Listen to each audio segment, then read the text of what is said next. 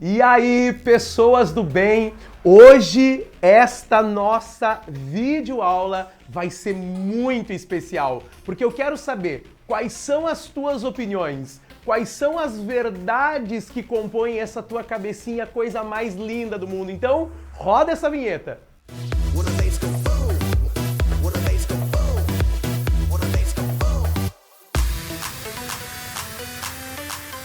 Verdade ou opinião? O que realmente na hora da prova vale mais? O olhar conceitual sobre o tema ou o teu olhar sobre o tema? Vou te ajudar a resolver esse pequeno probleminha. Olha só, a gente está vivendo numa época onde cada vez mais existem textões para o Facebook.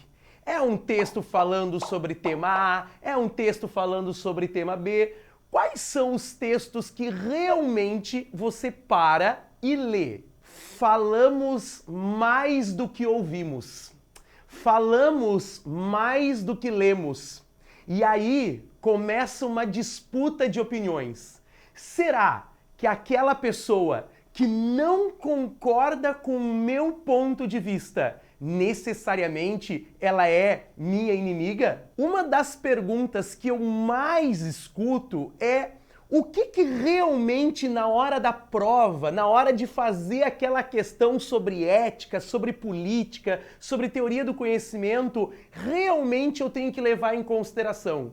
Será, prof, o pessoal me pergunta, será, prof, que as minhas opiniões, na hora de fazer a questão, ela realmente vai ter valor? Ou será que o que realmente vai valer na hora de decidir o que eu vou marcar na questão é a opinião do autor, é a informação que está no texto, é a voz de comando? Então, eu quero te ajudar ao longo dessa nossa aula de hoje a entender essas estratégias. Eu quero te ajudar a facilitar a tua resolução.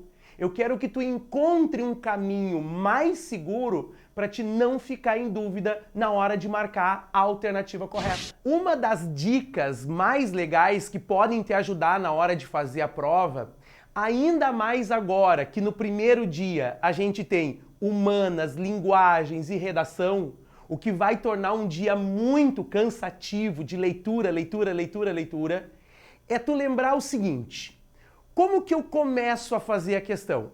Eu leio o texto? Eu leio a voz de comando? Eu leio as alternativas? Prof, eu levo em consideração o conceito ou a opinião? E aí, queridão, e aí, queridona, toma muito cuidado com essa questão relacionada às tuas opiniões. A opinião, ela sempre foi um diferencial na filosofia e elas precisam ser valorizadas.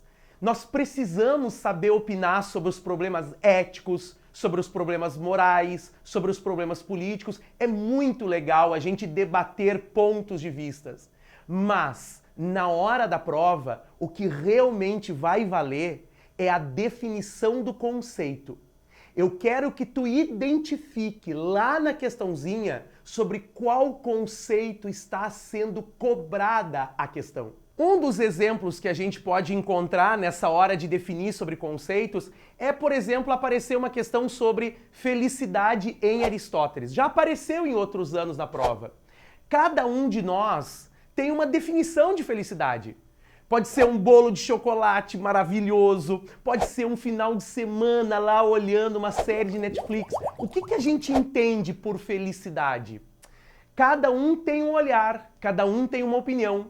Mas para Aristóteles, a felicidade, ela necessariamente tem um caráter coletivo. E na hora em que tu vai ler a questão, na hora em que tu vai identificar as alternativas, tu vai ter que identificar entre as alternativas aquela que mais se associa ao autor. Mas fica muito atento, porque entre as 5 alternativas que a prova do Enem te traz, geralmente 3 delas ou 2 delas são distratoras, ou seja, elas estão ali só para atrapalhar a tua vida. Mas existem sempre 2 alternativas que possivelmente estejam corretas. Ou, vou te dizer mais, elas podem estar corretas. Então é muito normal, queridão, é muito normal a gente ficar em dúvida entre duas alternativas. E aí tu me pergunta, mas e como é que eu sei qual das duas que eu estou em dúvida é a certa? A resposta para essa brincadeirinha aí, queridão, essa resposta, queridona, tá sempre na seguinte dica. Opta sempre por aquela alternativa que é mais extensa. Exato. Procura aquela alternativa que traz uma informação a mais. Vai lá na alternativa e busca aquela que contempla mais coisas, traz um detalhe que pode ser encontrado no texto. Então, uma dica muito legal é, às vezes, voltar na leitura do texto e identificar se as palavras que estão no enunciado também estão no texto. Não acha que essa briga entre opinião e verdade é só por causa da prova do Enem. Não é não.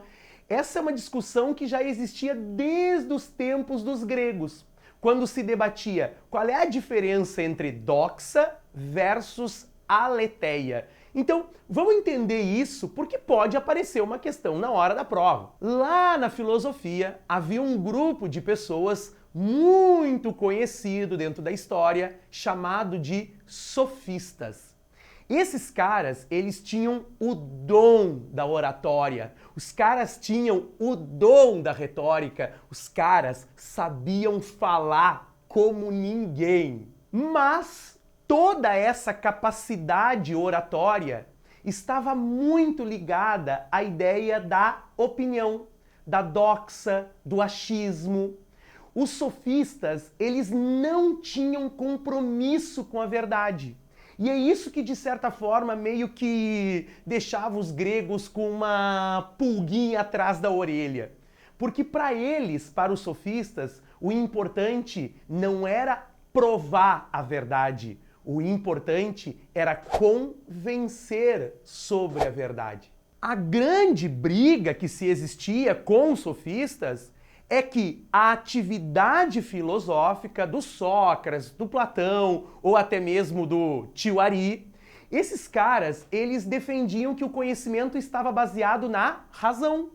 Então, para superar todo aquele relativismo do mundo grego provocado pelos sofistas, os filósofos se apegavam na lógica. E aí, queridão, e aí, queridona, a lógica, ela traz o que para a filosofia?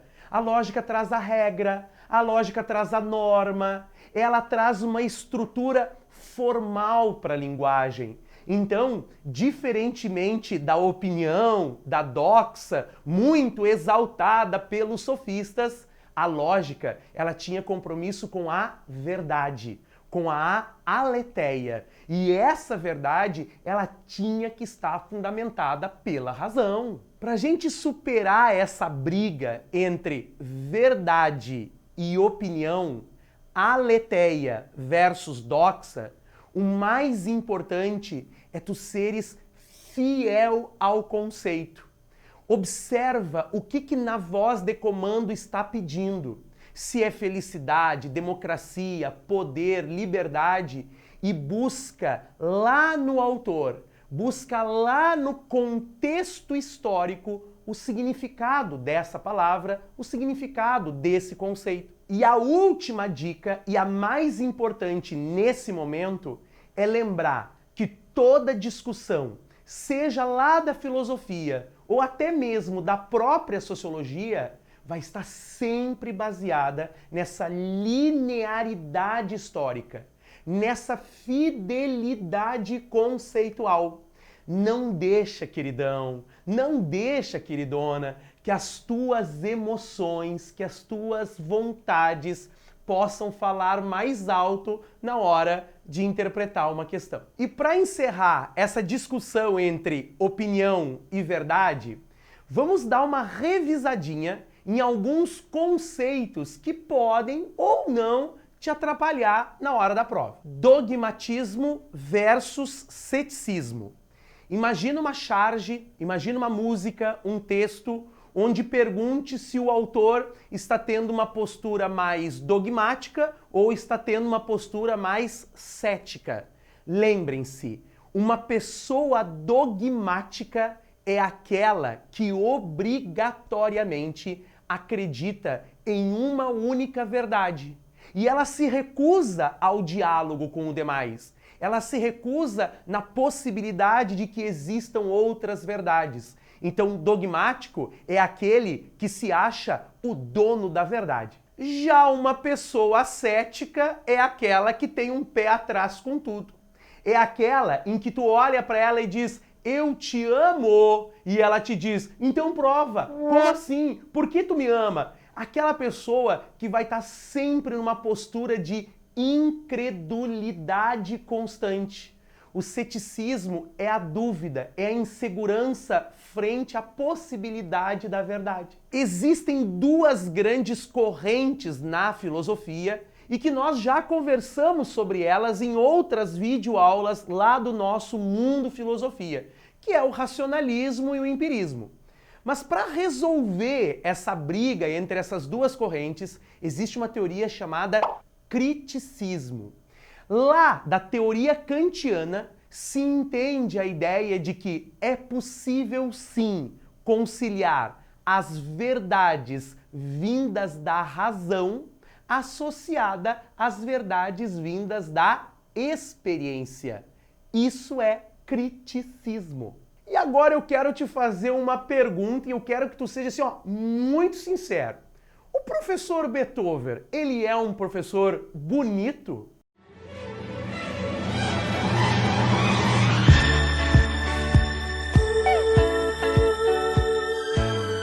Se a tua resposta foi, depende do ponto de vista, bom, então, muito bem. Seja bem-vindo a uma teoria muito conhecida e que pode aparecer, que é o relativismo. É aquela ideia de que a verdade, ela depende do contexto em que ela está inserida. Ela depende do olhar, ela depende da interpretação que se dá para o fato. Para minha mãe, Dona Tânia, é muito provável que eu seja um dos homens mais bonitos da face da Terra. Uma outra teoria que pode aparecer, principalmente relacionada à linguagem, à literatura, é as teorias emotivistas ou o emotivismo filosófico. Essa é uma compreensão de que a nossa percepção, o nosso olhar depende das emoções que aquilo nos provocam. Por exemplo, ao escutar uma determinada música, ao ver uma determinada cena de um filme, o que aquilo te provoca? Que sensação é aquela? Amor? Raiva? Ódio? Isso é emotivismo. E a grande aliada, a grande parceira das nossas opiniões e principalmente dos nossos textões lá no Facebook é o senso comum. O senso comum é um conceito que nós já abordamos também e que agora ele vai aparecer mais decisivamente. Senso comum são aquelas verdades que a gente constrói pela maioria. São aquelas verdades que muitas vezes a gente não questiona, como, por exemplo, o conceito de belo, o conceito de gosto, a democracia, que muitas vezes é interpretada pelo olhar do senso comum.